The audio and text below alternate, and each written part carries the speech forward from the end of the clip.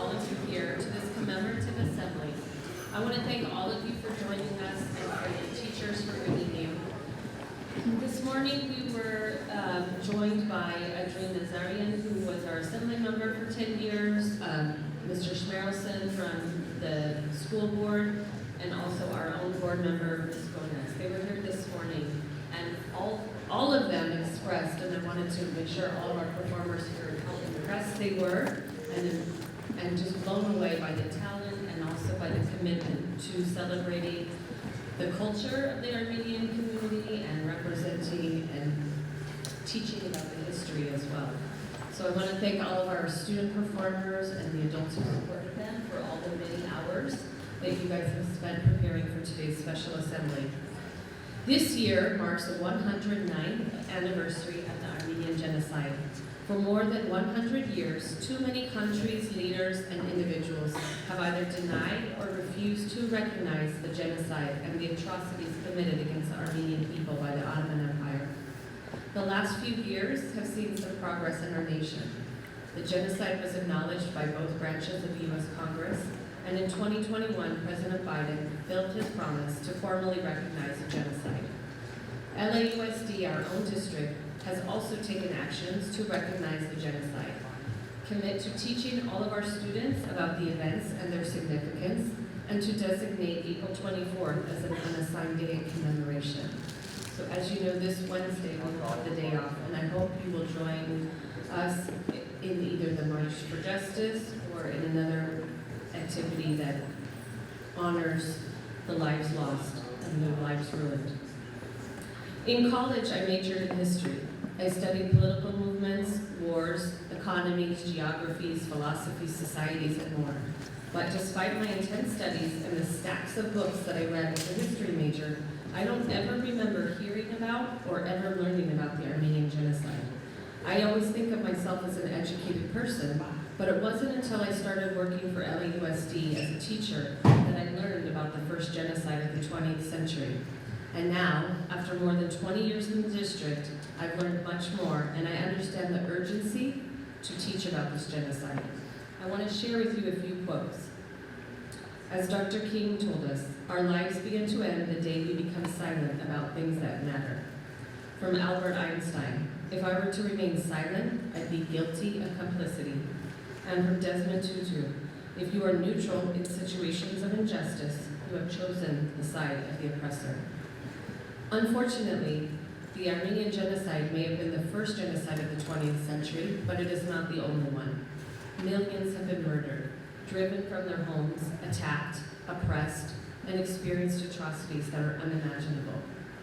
However unimaginable and unspeakable they may seem, we must speak of them.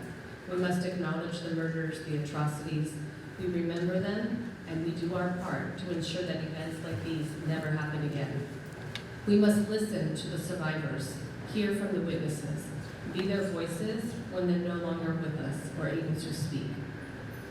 The events that have been occurring these past few years, whether across the ocean or in our own country, remind us we must speak against injustice when we see it. We help the survivors rebuild, and we remain always vigilant so these horrors do not continue to be perpetrated and repeated. In LAUSD and here at Grant, we are blessed with a diverse student and staff community. Earlier this month, we held our multicultural celebrations in the Quad, and we learned more about each other's cultures. At Grant, our diversity is our strength. We reaffirm our commitment to teach students and celebrate our diversity. In doing so, we honor the victims and survivors, and we commit to working together toward a better future. During the past 10 years I've been at Grant, I've always been extremely proud and touched by this commemorative assembly. Our student performers pay tribute to their history and culture and commemorate the many people whose lives were lost and destroyed at the hands of the Ottoman Empire. Our Lancer community is a family. When one falls, we all fall. When one celebrates, we all celebrate. And when one seeks understanding, we all listen with our hearts. I want to thank again to all of our behind-the-scenes adult support. Thank you to Mr. Guest, Mr. Van Run, Mr. Asanian, and Mr. Malikian and Svetlana for all you did to help prepare our students for today. I want to again thank our students who dedicated an incredible amount of time and energy to this project. Our amazing Lancer students, we are blown away by your talent, and we thank you all for reminding us. May we never forget.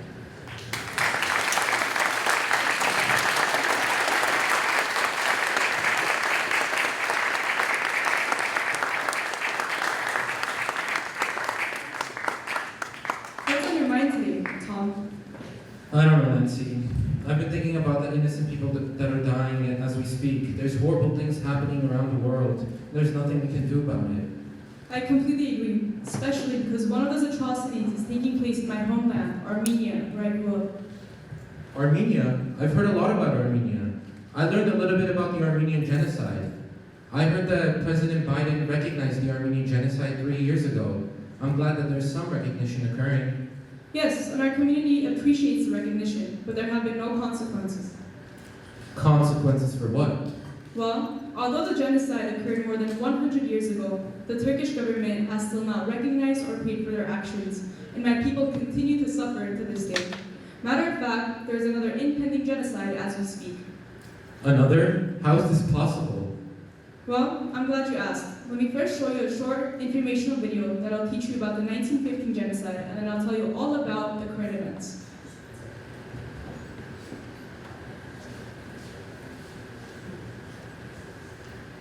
The great column of humanity stretched to the horizon, exhausted, starving, with fading hope.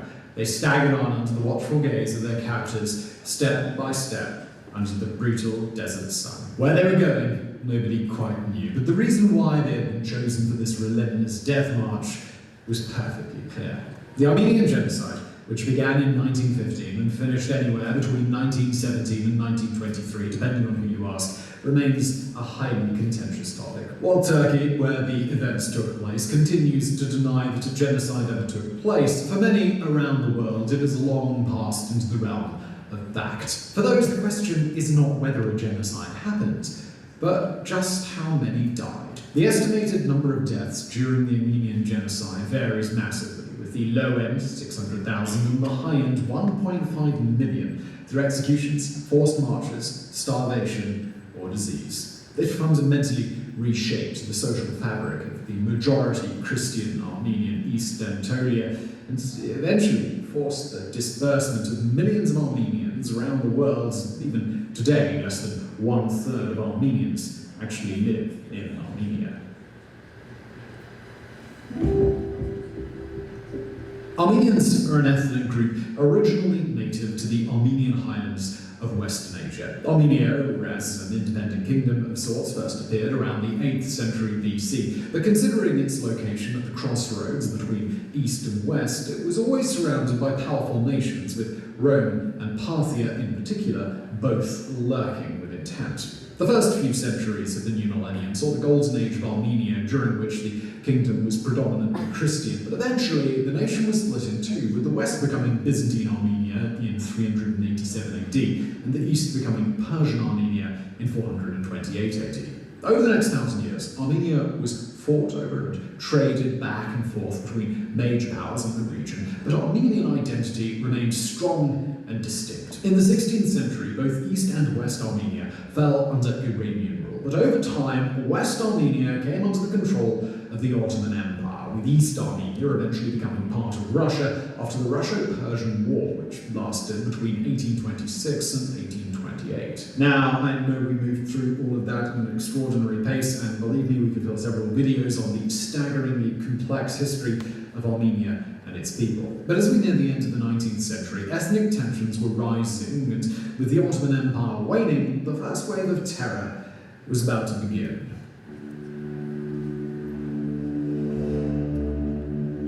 Perhaps one of the most notable facts about the Armenian Genocide is that it didn't even really begin when people think it did. While the vast majority of deaths occurred in and after 1915, it was the events of 1894 to 1896, known as the Hamidian Massacres, that lay the foundations of the genocide. As the world inched towards the end of the 19th century, the Ottoman Empire a once mighty presence, was struggling. Many areas within its vast territory were now demanding self-determination and greater freedoms, while growing nationalism in Europe had already led to the end of Ottoman rule in parts of the Balkans. The empire had grown to an enormous 5.2 million square kilometres, that's 2 million square miles at its peak, but with its glory days now well behind it, the future is far from clear. One such group demanding greater degrees of autonomy were the Armenians, whose calls for better living conditions, lower taxes, and generally the right not to be murdered with impunity by people who pray to a different god were just long ignored by Ottoman rulers. But as calls gradually grew louder, small-scale skirmishes began, often between armed Armenian liberation groups, along with the everyday men and women who were sick of being classed as second-class citizens, and the Ottoman army and Kurdish bandits who were often called in to do the dirty work. In 1895, large Armenian protests broke out in Constantinople, most of which were put down brutally, but with anti-Armenian and anti-Christian sentiment running high, and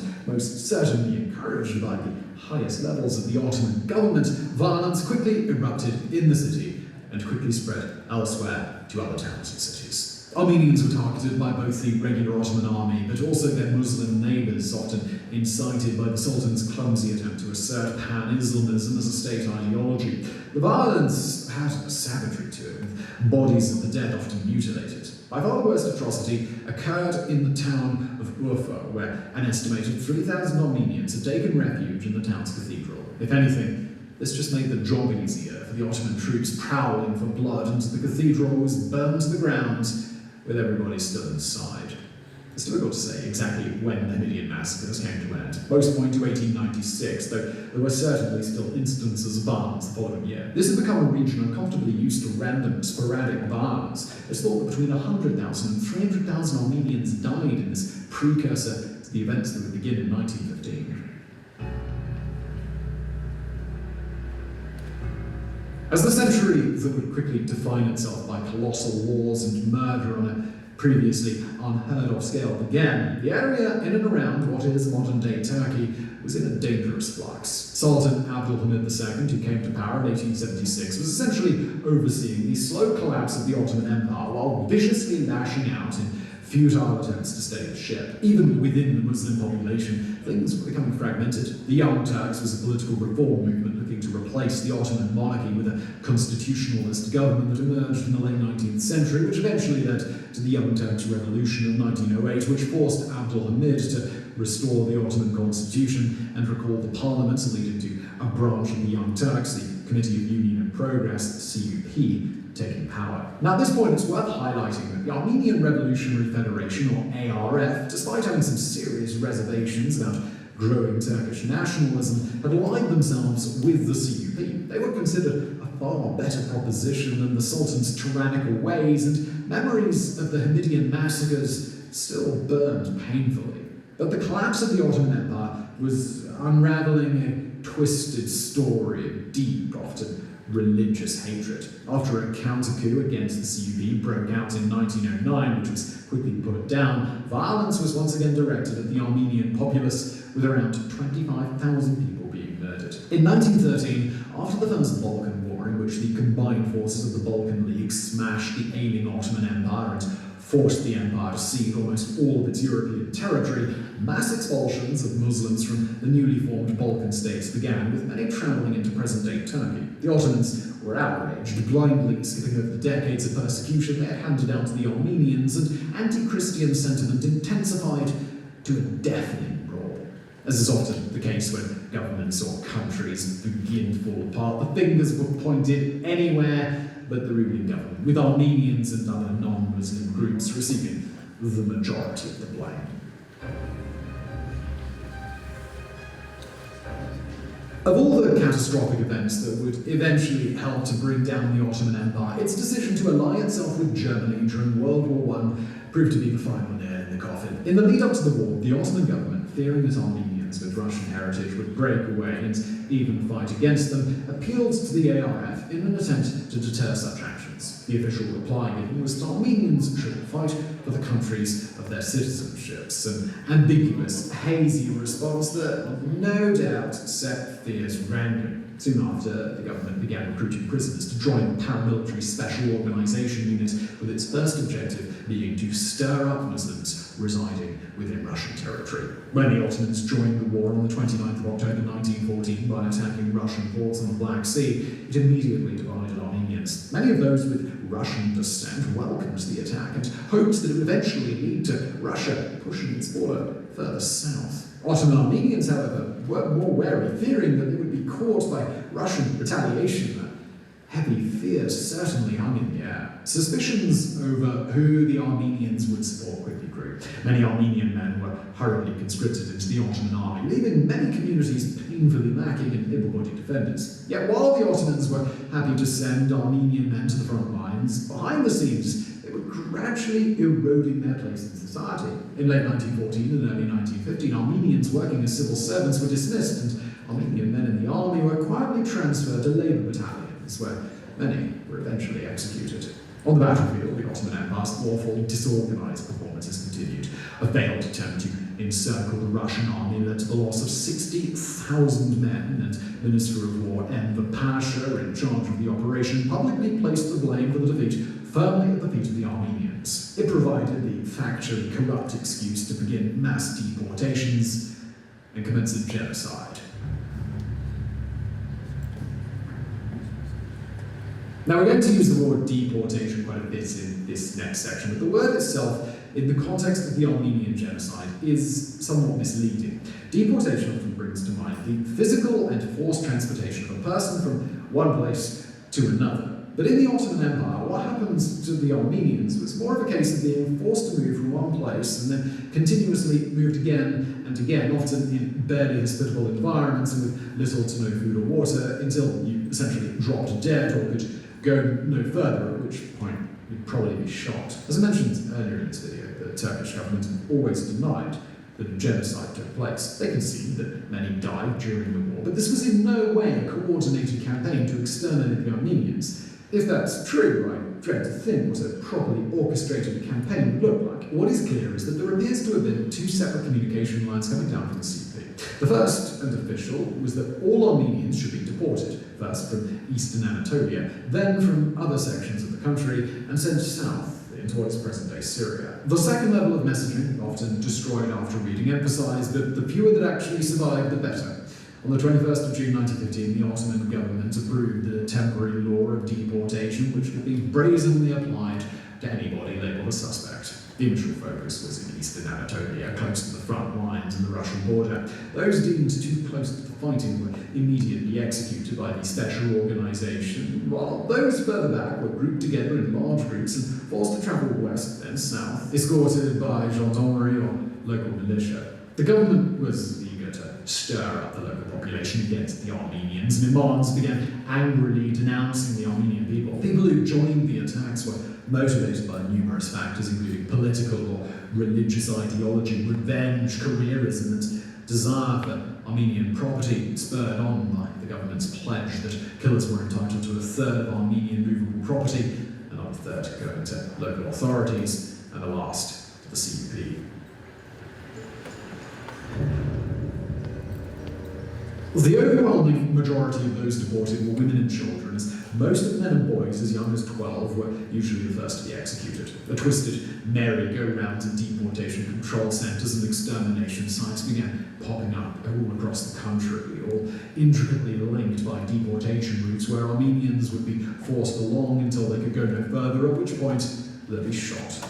It is important to reiterate, again, it seems perfectly clear, that the Ottomans didn't just want to move the Armenians, they wanted as many as possible to die while walking. There were no provisions of food or water, and those found helping the Armenians would be immediately shot. Huge numbers were killed in this way, and piles of bodies strewn by the side of the road or in large pits became a common sight, while many rivers became blocked due to the high number of corpses deposited in them. The goal of this mass death drive may have been to kill as many as possible in transit, but people still began arriving in the desert region in huge numbers, and by October 1915, an estimated 870,000 had survived the death marches, with dozens of concentration camps set up in Syria and Upper Mesopotamia to accommodate them. But even here, the actions of the Ottoman government and their lackeys were incomprehensible. The camps would be set up, but once they had grown too large, they would be liquidated, and the Armenians would be forced to march to another camp where the entire process would begin again. Staggering numbers others died of starvation, exhaustion, or disease, especially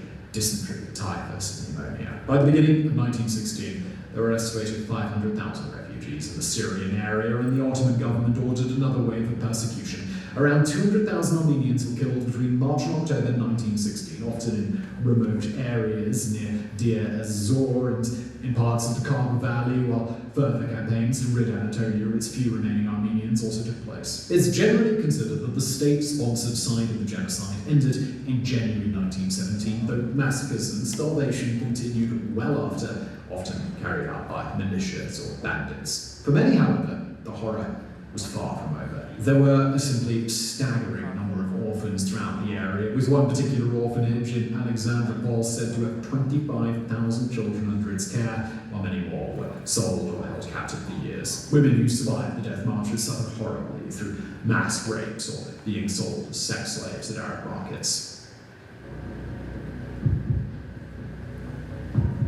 When peace was signed with the Russians after the Bolshevik Revolution, the Ottoman army occupied eastern Anatolia, while the First Republic of Armenia was officially formed in May 1918 from what had been Russian Armenia. The Armenian dream, many, had been fulfilled, but disaster was waiting. With refugees flooding into the country, conditions collapsed as the provisional government struggled to provide basic care. A Turkish blockade of food supplies and the wholesale destruction of crops in the area led to the deaths of 200,000 people in 1918 as Armenia, as an independent country, got off to a harrowing start.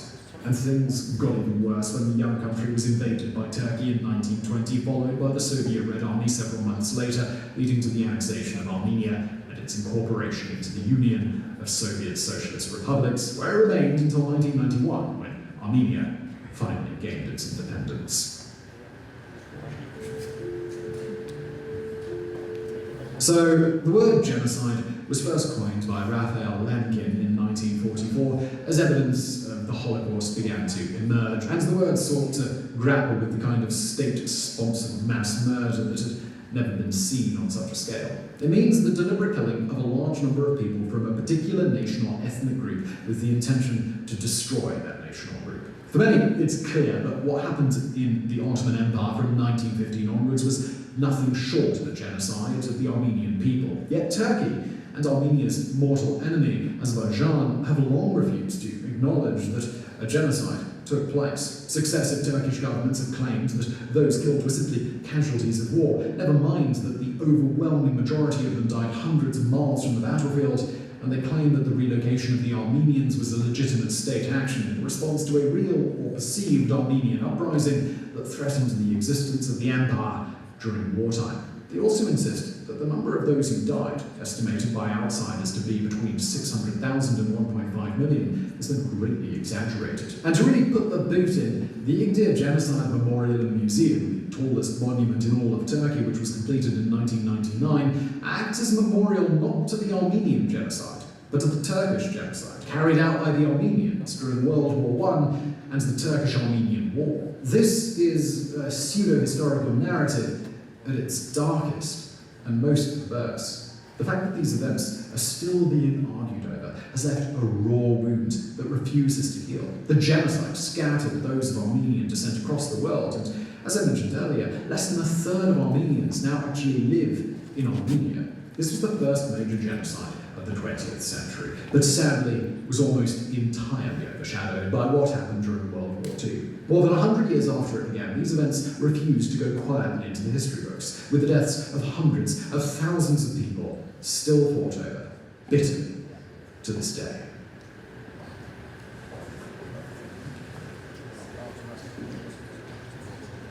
The great column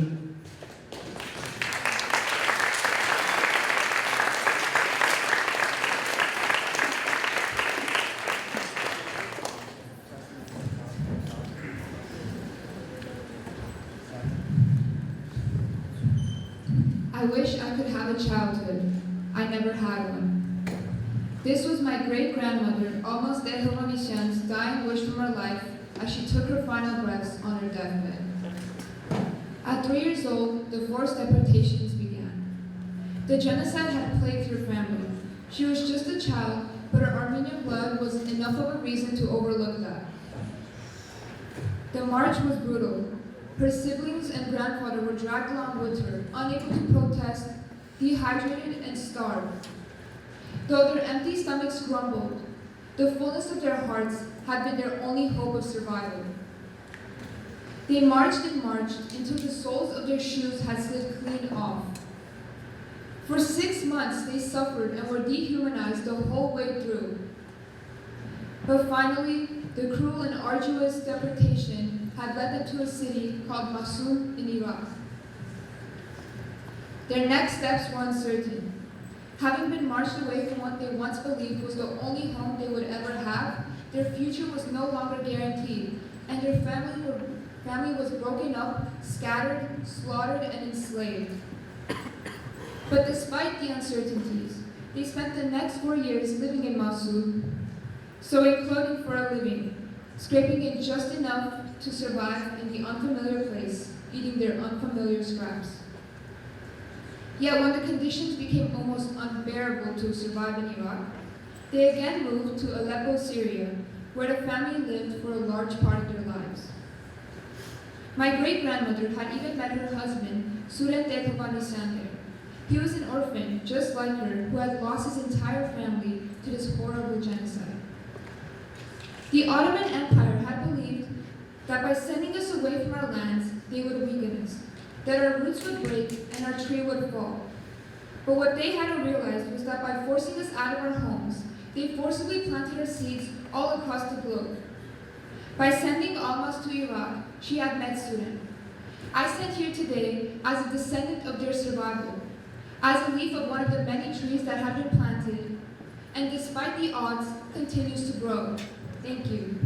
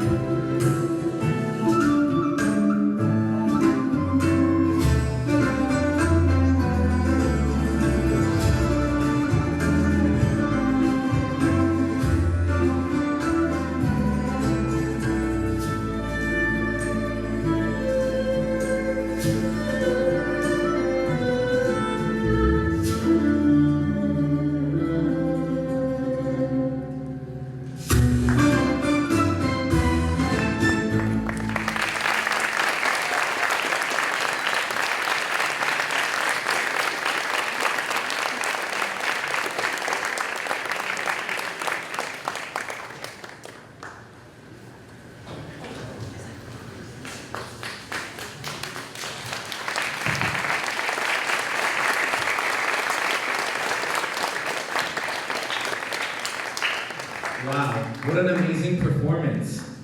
Thank you, Tom. And yes, that was an Armenian cultural dance performed under an old instrumental song choreographed by our very own Victoria Nanalmetian.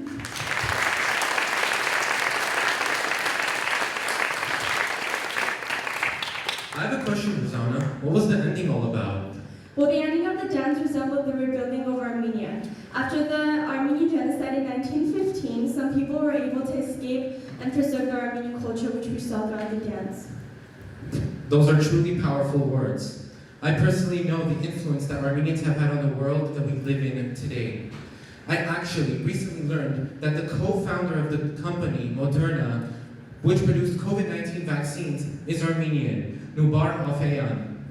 That's true, and did you know that the MRI machine that doctors use worldwide to this day was also invented by an Armenian, more specifically Raymond Damadian? And also the dollar bill. Did you know that chemist Christopher Dersiderkan invented the color used for the American dollar? Wow, that is very cool. I also heard that Luther Simjian, an Armenian-American engineer who is credited with developing the first cash developing system, also known as the ATM. Is it also true that the inventor of the automatic transmission and power steering for automobiles was Armenian? Yes, his name is Asatur Sarafyan. These are just a few of the significant contributions that Armenians have made to the world we live in today.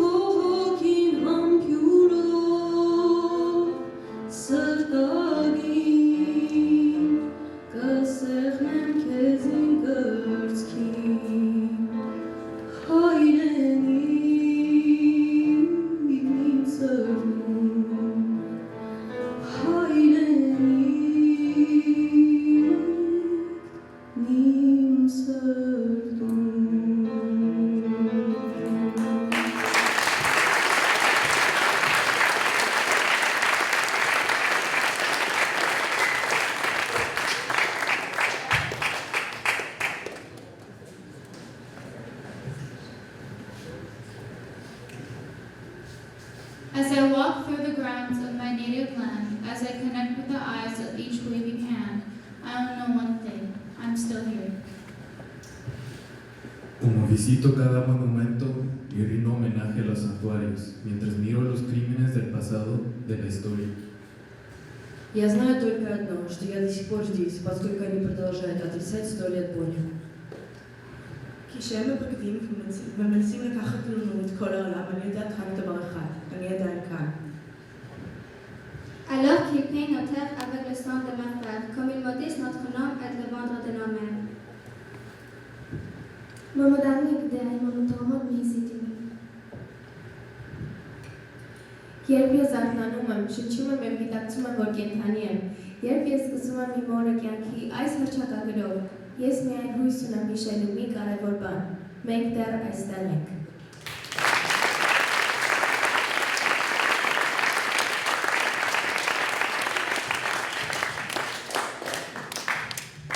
Wow, Nancy, what a beautiful performance, both the poem and the song sang by Angelina. I'm glad you enjoyed it, Tom. Despite the many challenges, the Armenian people continue to rebuild and flourish within Armenia and outside of Armenia. The poem we heard earlier by Emily Marutian, titled Daughters of Armenia, is a true representation of this idea. The different languages represent the unity of the Armenian diaspora, which is prominent worldwide. The roots of this diaspora stem from the Armenian Genocide, which caused millions of Armenians to escape worldwide in an effort to survive. However, despite being thousands of miles away from their homeland, like we are, they continue to preserve and rebuild the Armenian nation, creating a united community.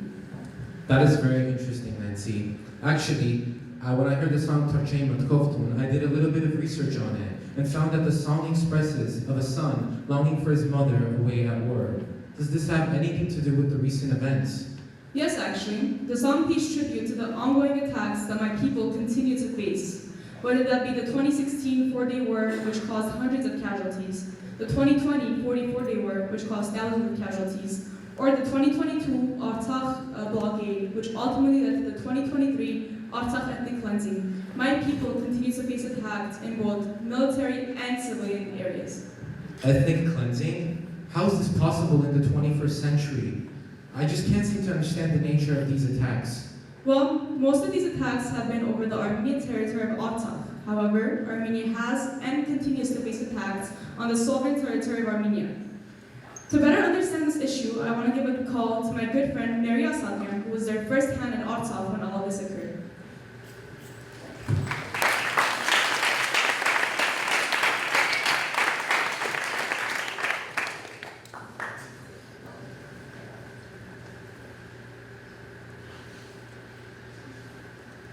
Hi guys, thank you for calling me and for raising awareness about this very important issue.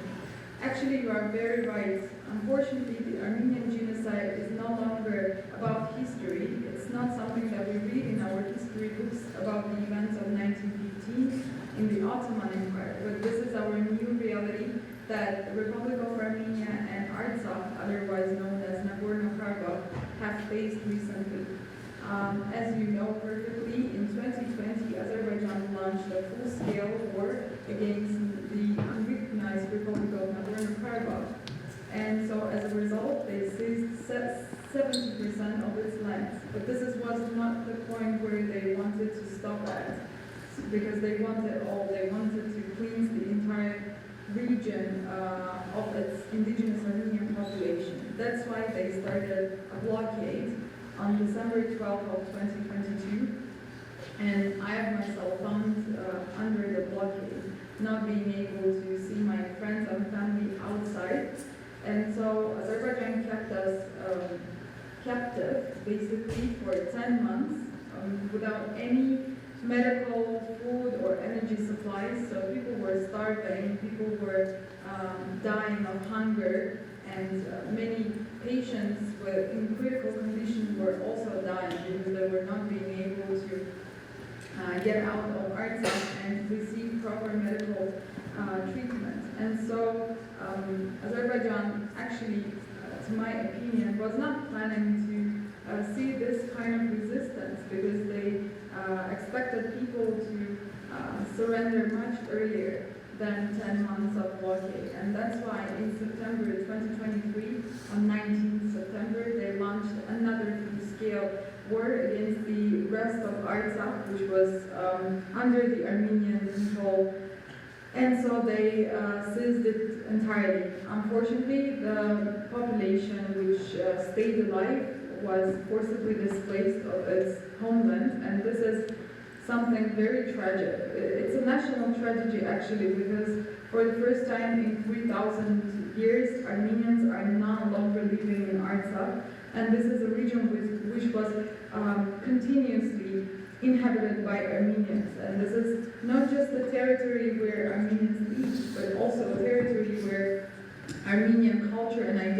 has evolved.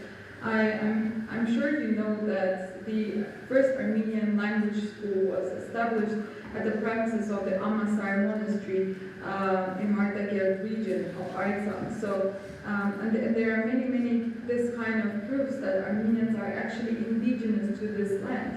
But you know, unfortunately, the story didn't end there. So today, Azerbaijan encroaches on the territories of the sovereign Armenia, of the Republic of Armenia, and it's obvious what they want. They want this region cleansed entirely of Armenians. They don't want to see any Armenians living here, and this has a pretty much obvious explanation, because Armenia, through Armenia runs the shortest way to connect Turkey with Azerbaijan, and this is what they want to achieve. And Armenia doesn't need to exist in their plans, but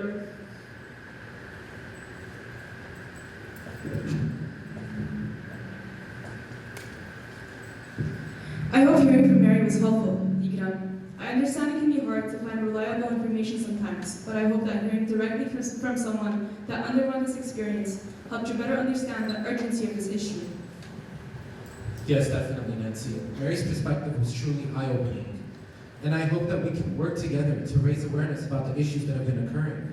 You're completely right. Our goal today and every day is to not only raise awareness about the 1915 genocide, but also about the ongoing issues that our community continues to ignore.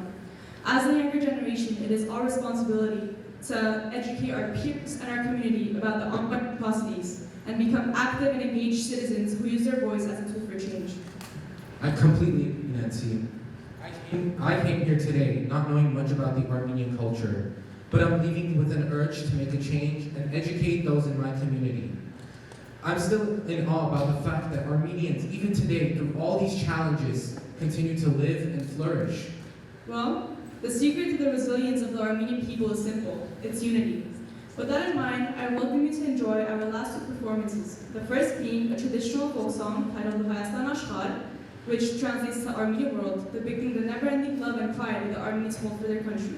The song will be performed by our very own Ani Yegan.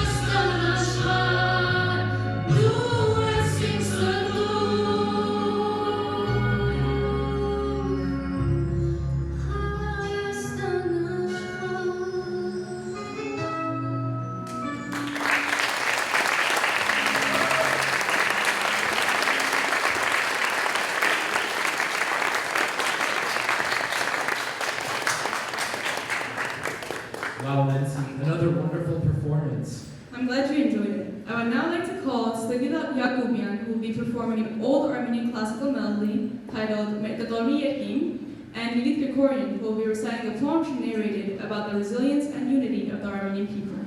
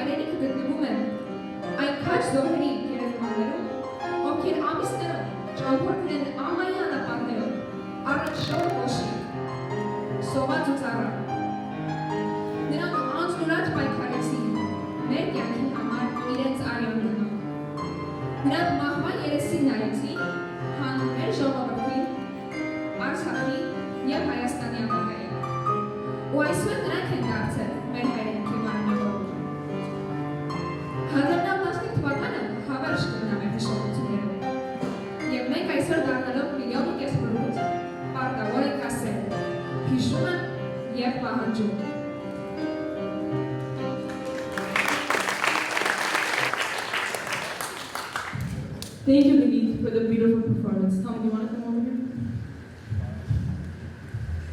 As Lilith said in her poem, despite the many challenges faced by the Armenian people, the Armenian community continues to live on and leave a long-lasting impact on the world that we live in today.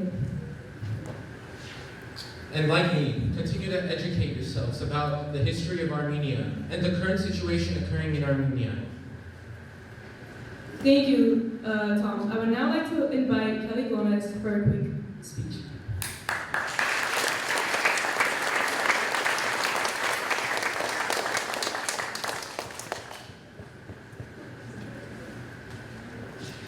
Good morning, everyone. I am Kelly Gomez. I am your proud LAUSD board member. I represent Grand High School as well as about 140 other schools in the East San Fernando Valley. Thank you so much for allowing me to join you this morning. I know that this assembly is an annual tradition focused on remembering the Armenian genocide and honoring the stories and lives of the innocent Armenian men, women, and children who were lost in this tragedy. And I thank you so much for allowing me to be witness to the incredible power of the stories and performances that you all have shared today. You're incredibly talented students. It's also an opportunity for us to come together as a community, to reflect on the resilience of our Armenian brothers and sisters as they continue their struggle for freedom, and to reaffirm our collective commitment to justice and the prevention of tragedies like these in the future. As we commemorate the past, we also look to the future with hope. We know that by fostering dialogue, understanding, and empathy with our youth, that we can build a world in which atrocities like this never happen again. It's for this reason that I'm so deeply committed to ensuring that our district as a whole recognizes Armenian Genocide Remembrance Day on April 24th, and that our classrooms reflect the diversity of our students and the history of our vibrant communities. Our classrooms should be mirrors and windows. We should be able to see our stories, our culture, our history reflected, and also learn about those of others. Last week, we hosted an Armenian Genocide commemoration event at Madison Middle School in partnership with the Armenian National Committee of America.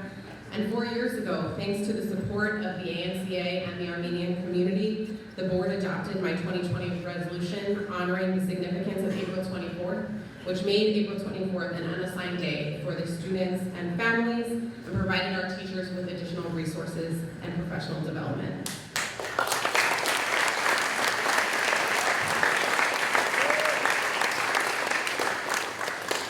Because I believe, as you have shown so powerfully here today, that every student must know this history, and every student must know the current events that are happening today. Thank you to Principal McMurrin and the wonderful staff here at Grant High School. Making this assembly an annual tradition is a testament to your commitment to lifting up your students and your entire school community. And finally, a huge thank you again to our students. You have done an amazing job to ensure that the memory of the Armenian Genocide is preserved and that its lessons are never forgotten. Thank you so much.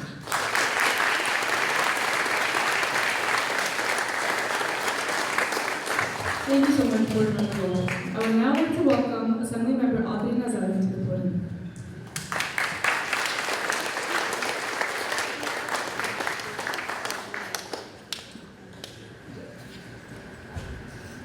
Good morning, everyone. I'm Audrey Nazarian. I had the honor of representing Grant High School and the immediate communities of the San Fernando Valley, of the Eastern San Fernando Valley, in the state legislature from 2012 to 2022. And during that time, I visited many schools and I visited Grant on multiple occasions. In fact, we hosted one of our chess tournaments right here. I gotta say, before I start speaking, I want to take a moment and just thank you all for the wonderful work that you've done.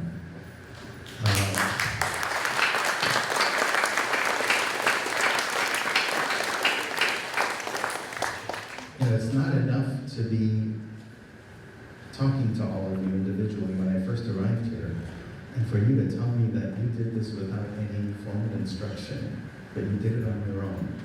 But to have such wonderful leadership and such coordination to be able to do everything the way that you've delivered.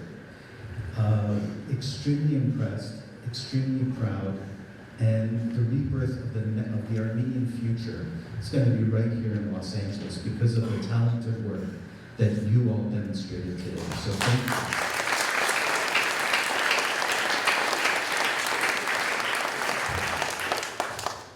So I'm going to give you a brief overview, 3 parts that I want to talk to you about. A little bit about myself, a little bit about the context of why we're here today, and a little bit about how we're going to move forward as a community. First and foremost, when I got elected to office, I never even imagined that I would be elected to office. I came here as an immigrant, and I fled Iran, a country that had held U.S. hostages. So coming here, first of all, as an immigrant, when you don't even know the language, the last thing you do is think about even public office or running something as grand as being in public office, especially when you're coming from a country that did not even have elected officials. So got here, just wanted to survive. I experienced family separation because my family got scattered around 3 different continents for a duration of about 7 years until we were all reunited back here in Los Angeles. And so from there, the small and steady steps of progress started. But again, I never really thought that I'd be in a public office. All I cared about was restoring justice.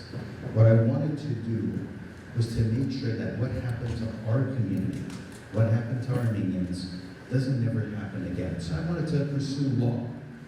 In order to pursue law, I started doing a lot of different internships and programs, which got me into the political arena, and I found a void. I saw that not a lot of Armenians are involved in the political arena. Whether it's circumstance, whether it's new immigration, whether it's just also the countries that we fled, we're not accustomed to being part of the political process or have real decision-making capability. Whether it was the Soviet Union, whether it was countries like Iran where there was a Shah, or countries like Lebanon where it was a government that was distorted by having various different religious groups having control. So no one really found a voice or articulation or ability to move forward. But here in the United States, it's different. If you participate, if you give of yourself, if you invest yourself, you will also grow in the process and you will rise and raise with you. That's the key point. So that's one. Two, the context of why we're here today. Folks, this has been extremely impressive of how you're talking and teaching and bringing to life what's happened 109 years ago.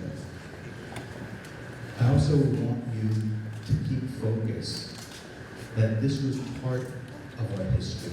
It does not represent the entirety of our history. As an Armenian culture, our culture goes back 5,000 years. And so it's critical to make sure that we know and we keep in mind how we've transcended over the centuries, over millennia, and how we will continue. Because this is another point in history. We talk about history in a matter of minutes, and we move on and we say, this is all that happened, and this is where we are today. Right now, 100 years, 200, 500 years from now, other young folks are going to be standing and talking about our period as a context of their history. So it's critical that we understand the entirety of history and what's brought us here and where we go from this point forward. So that's the third point. Looking outward, acting outward, as well as looking inward and acting inward as well. Many times when communities find success, they feel like they can stop and focus on other things. Education and understanding of what you are, who you are, what your history is, what your background is, never stops. So no matter how successful you are, you need to continue reinvesting in that education. Just because you know, just because you reach a certain height of success, doesn't mean that it stops. You need to continue and make sure that everybody else has that opportunity. Inward, in your own community, as well as outward. In speaking, just plunging into the conversation, I forgot to take note and say that I'm also very proud to be here with board members Kelly Gomez, who you heard speaking, but also board member Scott Schmelson. Scott and I have been friends for many years, and on many occasions when I would need the support of school board or education-related issues, I would call him, and thank you very much for Media College Ramos, as well as Mr. Melikian for inviting me. Principal McMerman, you've done a phenomenal job. It's great to see you again here. I just wanted to leave you with one last point for all of you. You are all here because of your standing on the shoulders of giants. Many individuals sacrificed much for you all to be here. Don't forget that, and know that you're going to be providing the same shoulders to others that are going to be coming after you. That's the only way that works. That's the cycle of life. And it's important for us to know when we're also reaching out and extending our hands so that we're lifting up others with us. That is going to be a critical component, because unity does not happen without each one of us individually understanding how we bring others forward with us. So, extremely proud to be here with all of you. Thank you for the wonderful work that you've done. Look forward to meeting you.